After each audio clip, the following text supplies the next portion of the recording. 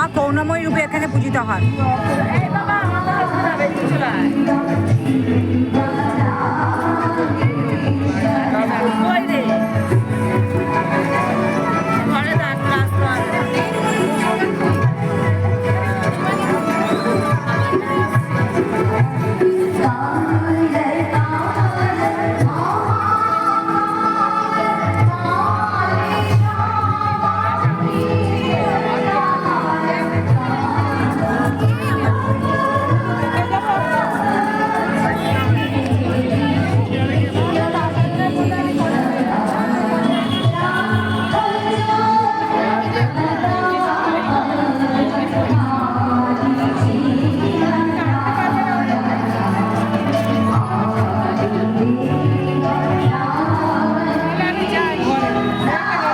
এই মন্দিরটি ওয়েস্ট বেঙ্গলে, কলকাতা।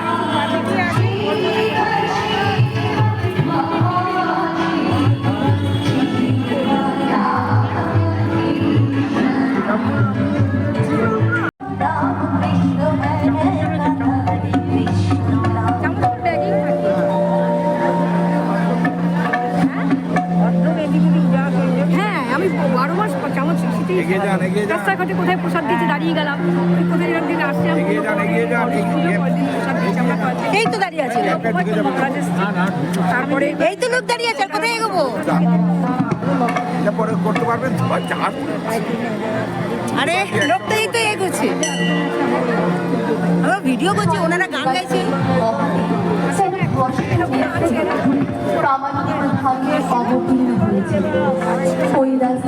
অন্ধকার করে ক্ষুদিরামের ঘর আলো করে ধরায় এসেছে মঙ্গলময় শিল্প সুন্দর।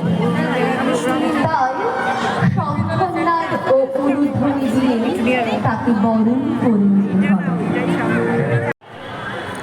বাবা কেদারনাথ সবাই সেদিন সেই অপূর্ব দিব্য স্পর্শে ধীরে ধীরে ধীরে ধীরে তাদের মধ্যে একটা ভাবান্তরকে অনুভব করল। ভগবান শ্রীরামকৃষ্ণের এই দিব্য আশীর্বাদ, এই দিব্য স্পর্শ বাবা পশুপতিনাথ যেন উপস্থিত সকলের মধ্যে একটা রূপান্তর নিয়ে এলো।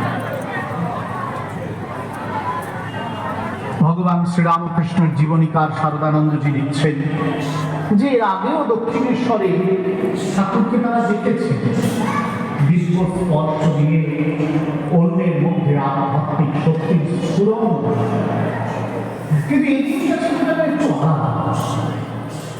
শ্রীরামকৃষ্ণ একটা অন্য রকমের জগতে ছিলেন। অবতার পুরুষ হিসেবে এই তার প্রথম আত্মপ্রকাশ। ঠাকুর নিজেই বলেছেন তিনি হাটে হাঁড়ি ভেঙে দিয়ে যাবেন, এই তার হাটে হাঁড়ি ভাঙা। তাই প্রচুর লোক আসে আজকের দিনে পুজো দিতে, যারা লাভ করেছে সারাদিন ধরে পুজো চলে। তারা পরবর্তীকালে এই প্রতিক্রিয়া যখন দিয়েছে তখন দেখা গেছে যে তারা আধ্যাত্মিকভাবে যেন একটা অন্য জগতে উৎপীড়িত হয়ে গেছে।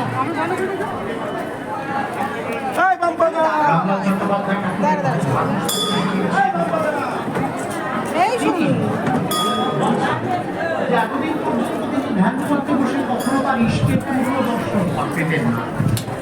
এরপর থেকে তিনি পেতে শুরু করলেন। হারামচন্দ্রের মস্তকে ঠাকুর তার চরণখানি স্থাপন করেছে।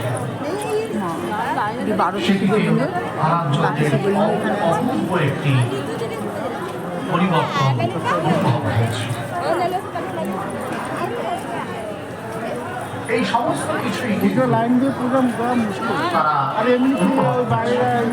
ভগবান শ্রীরামকৃষ্ণের সেদিনের আবির্ভাব, সেদিনের দিব্য ভাবাবিষ্ট স্পর্শে তারা অনুভব করছিলেন এই সমস্ত কিছু। এর সঙ্গেই আরো একটি বিষয় আমরা উল্লেখ করে আমাদের আজকের এই আলোচনা শেষ করব।